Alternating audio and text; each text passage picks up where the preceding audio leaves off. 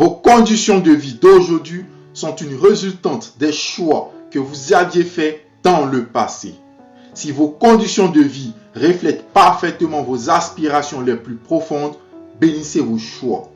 Si vos conditions de vie ne sont pas une définition fidèle de qui vous croyez être, sachez que vous aviez fait des choix qui trahissaient votre personnalité, vos convictions, vos ressentis, ce qui vous a conduit à cette vie de frustration.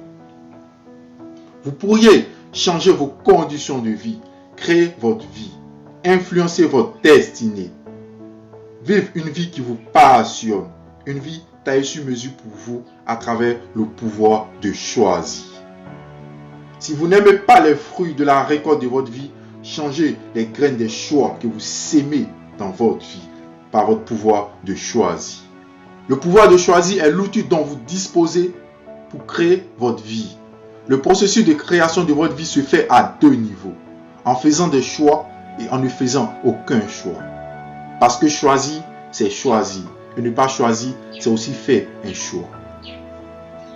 Même si choisir, c'est choisir, et ne pas choisir, c'est aussi faire un choix, il y a une grande différence entre faire un choix et ne pas faire un choix. Sachez que chaque choix est un acte d'affirmation de soi, de définition de soi. Lorsque vous faites un choix, vous déclarez, vous affirmez à l'univers qui vous êtes. C'est qui vous êtes qui crée votre destinée. Faire des choix, c'est être maître de sa vie. Ne pas faire des choix, c'est être spectateur de sa vie. C'est être à la merci des circonstances extérieures. C'est laisser le monde nous donner une définition. C'est laisser les autres nous dire ce qui est bien ou mal pour nous.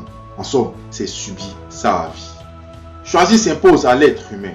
C'est à travers ses choix qu'il trace sa destinée, crée sa vie. William Branham l'explique bien en ces termes. Le destin n'est pas une question de chance, c'est une question de choix. Il n'est pas quelque chose qu'on doit attendre, mais qu'on doit accomplir. Alors, vous avez votre destinée entre vos mains à travers les choix que vous faites chaque instant de votre vie. La difficulté pour l'homme ne réside pas dans le fait de faire un choix ou pas, mais quel est le bon choix à faire face à une situation. Le secret, ce n'est pas de chercher le bon choix à faire face à une situation, mais de définir ce qui est bon pour vous en rapport avec une situation. Si vous cherchez à faire un bon choix sans définir ce qui est bon pour vous, vous ne ferez jamais le bon choix. Si vous cherchez à faire un meilleur choix sans définir ce qui est meilleur pour vous, vous ne ferez jamais un meilleur choix. Si vous cherchez à faire un choix juste sans définir ce qui est juste pour vous, vous ne ferez jamais le choix juste. Le but, c'est de définir qui vous êtes et qui vous choisissez d'être face à une situation. C'est ainsi que vous pourriez faire d'excellents choix. Pas le choix le plus excellent qu'un être humain pourrait faire face à la même situation, mais le choix le plus excellent adapté à votre réalité du moment présent. Cette stratégie s'applique aussi dans vos rapports avec autrui.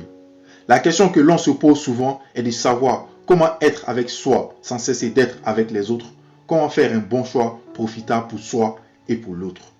À cette question, je répondrai ceci. Vous ne pourriez pas aimer les autres si vous ne vous aimez pas vous-même. Vous ne pourriez pas être en harmonie avec les autres si vous n'êtes pas en harmonie avec vous-même. Tout commence par vous. Un choix sera profitable pour autrui s'il est profitable pour vous d'abord.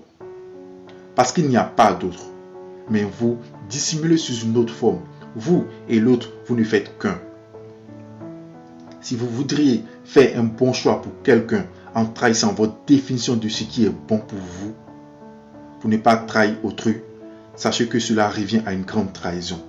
Parce que se trahir soi-même pour ne pas trahir autrui est une grande trahison. Ainsi, ce que vous ferez ne sera pas de qualité parce qu'il proviendra d'un état de manque de soi, de vide de soi, de trahison de soi.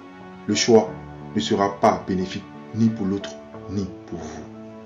Faites des choix qui déclarent qui vous êtes, qui proclament qui vous êtes. N'oubliez pas que qui vous êtes est votre marque, votre particularité, ce qui vous démarque des autres. Faites des choix qui font ressortir qui vous êtes, c'est creuser dans la direction de ce qui vous parle, vous fait vibrer. C'est créer sa vie à la mesure de qui vous êtes. C'est tracer son destin à la dimension de qui vous êtes et de qui vous choisissez d'être. Faire des choix qui ne définissent pas qui vous êtes, c'est être à la merci de la définition du monde. C'est laisser le monde façonner sa destinée. Soyez responsable. Assumez vos choix, même s'ils ne vous donnent pas les résultats escomptés. Ne vous blâmez pas, ne vous jugez pas, ne vous fouettez pas. Bénissez vos choix pour les leçons qu'ils vous apprendront. Ayez de la gratitude envers vos choix de vous permettre d'être une autre personne, de faire le pas vers une meilleure version de vous. Le but de la vie est d'inventer plusieurs versions de soi et d'en faire l'expérience. Si vous avez aimé la vidéo, abonnez-vous et partagez parce que nous ne devons pas être les seuls à détenir la